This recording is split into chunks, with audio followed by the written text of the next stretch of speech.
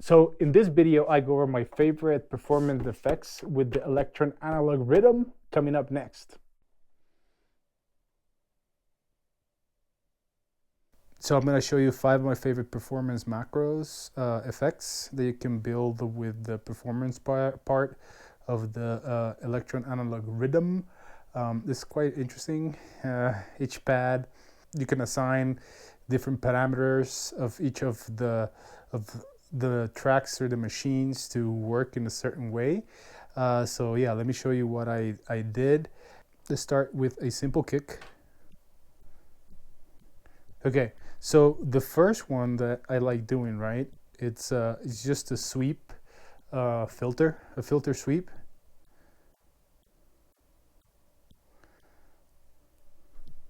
So this one's fun, you know, especially like when you're just jamming and want to like figure out a way of you know, like kind of like, okay, what would happen if I take the kick out here, or if I just like take all the elements out, but more on like a DJ style way of doing it. So let me show you. I'm going to like bring in hats, and I'm also going to bring in the clap, right? So this one, the filter sweep. So the cool thing about this, right, is that if you press mute and then you go here and, okay, let's take away the clap, then we go back to performance mode, and then we click as hard as we were pressing this pad, and then we let go. It brings all the other elements except for the one that we muted. So that's kind of nice, especially if you're doing kind of like a transition and you want to like take one of the elements out. I think it's a really good one to have. Let me see. So let's like just building a couple more, right? So this one, it's kind of like a wash out effect just for the hats and the claps. This one's based on the reverbs of each of the elements. So as you can see, the kick stays the same, right? So like if you wanted to like add a little bit of tension there, you can do that. This one's based with, it's another washout, but with delays. And again, you know, just for like the mid-high elements of the percussions.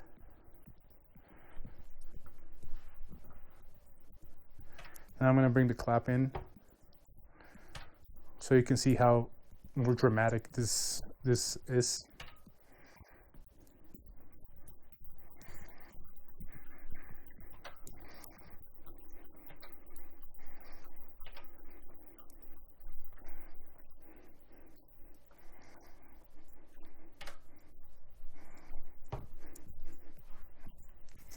Okay, now let's do this other one, this other washout effect.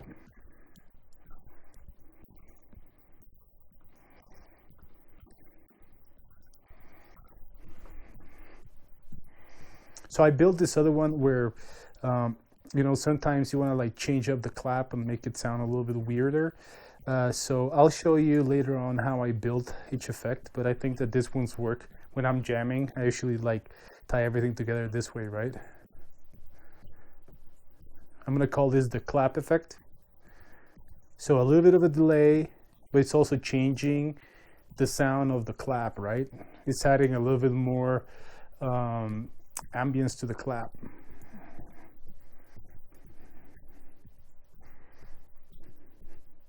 Then I built this other one. This will be like the, see, 1, 2, 3, 4, 5. The 5th one that I built.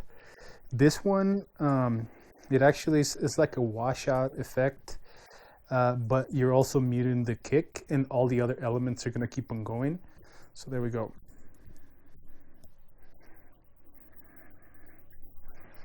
So if you want to bring the kick back in, it's still going to have a tail from the effects. So a good transition, you know.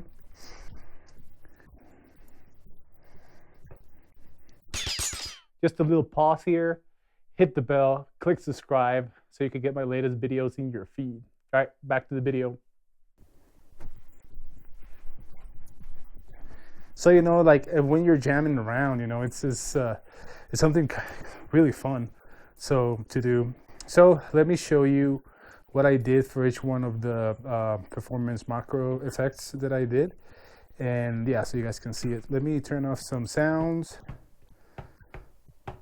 Okay, so I'm gonna bring the hats. The first one that we did is the filter. So really simple. So first you're going to pick the pad 1, right? And this is going to bring all the locks that you have in here. So for this one, for this track, for this hat, actually, so if I look at the functions here, you can see that is affecting the filter frequency cutoff, right? And then let's pick the track for the open hi-hat. Again, it's the same thing. So you basically go in, you press the pad, and then you affect the amount of cutoff frequency that you want to take care of this track, the open hi-hats, or whichever track you choose to work with. Okay. Number two, we are going to go, and we're going to move out of here, then performance. This one's just pretty much, the washout effect number 1. So let's pick this one. It's actually going to be affecting the hats and also the clap. So if we go to the hats and then we go to the reverb, I pumped it all the way up. And that's going to be happening for all the mid-high elements. Let me bring in the claps so you can hear it as well. So that's affecting that. That's just so you add a little bit of variance to those elements. Especially when you're able to to take out completely the kick, right? Because then you come back and then you take out the kick and then you can continue to build on the song, right? Okay. So effect number 3, this one's delayed. It's for the delays. It's another washout effect, but that's also going to affect only the mid-highs. That's actually when you're going to transition.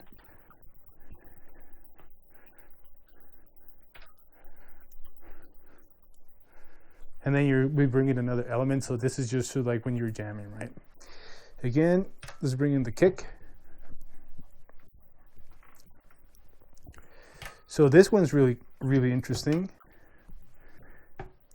This one affects a lot of elements, right? So this one, actually, I have it all mapped up. So it affects the delay, the reverb of the hats and claps, or any other element in the mid-high frequency of your drums.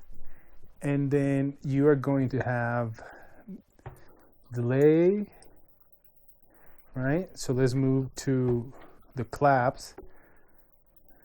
Again, nothing else is being moved around, but in the actual bass drum, it's also affecting the sustain, the release, the frequency cutoff, and also the resonance for the kick. And that's how you're able to cut the bass drum and also have those delays on these other elements. So yeah, that is effect number 1, 2, 3, 4, and for 1, 2, 3, number 4, sorry. So for 4 is when we switch the clap. So make sure that you're in the actual pad for the claps, right? And let's go see all the stuff that was messed around with this one. So you're gonna have the hold, the decay, a little bit of overdrive, just like one number up, and then you have some delay, some reverb. You don't want to overkill it with the reverb and the delay, because then it's gonna sound really washed out. And with this one, what you want to do is just generate a little bit of like a difference of the type of claps that you're using.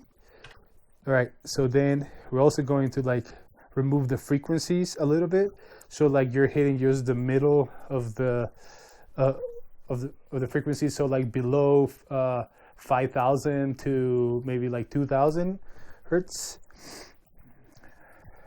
and that's gonna bring it up in the mix, right? Then we don't have any samples there, but we are going to change all the different numbers, like random, the amount of claps that we're bringing, the tonality of the claps, and how many claps we're using, right?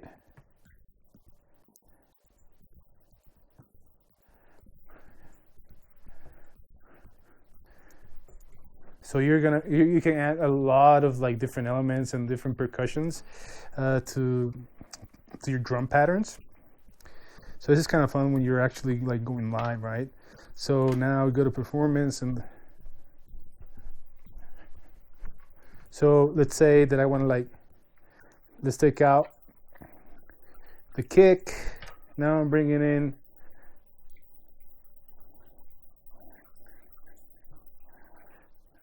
a different clap.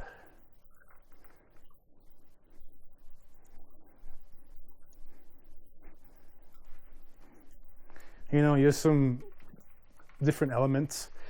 I like doing that, and especially depending on the clap. Or you can actually, instead of like just the clap, you can actually do this for other samples that you might be bringing in to the analog rhythm. So yeah, and for the last one, this one's actually really fun too. This one's for the toms, right? So this one, pretty simple. This one's just for the toms. So like if you had all the other elements going, it wouldn't really affect them. So you're only affecting the toms, right? So these ones are just delays. I kind of like separating some of the effects that I use, just because it just gives it a different vibe when you're trying to like figure out a groove for a track. So see that little delay there? I don't know, it makes me want to move, right? All right, guys, so if you have an analog rhythm, I would love to hear what you're doing with your performance effects and how you're using them in your live sessions or when you're just jamming to create a track. Yeah, guys, so hit the bell, click like, subscribe, and let me know what you think. All right, guys? All right, let's do this.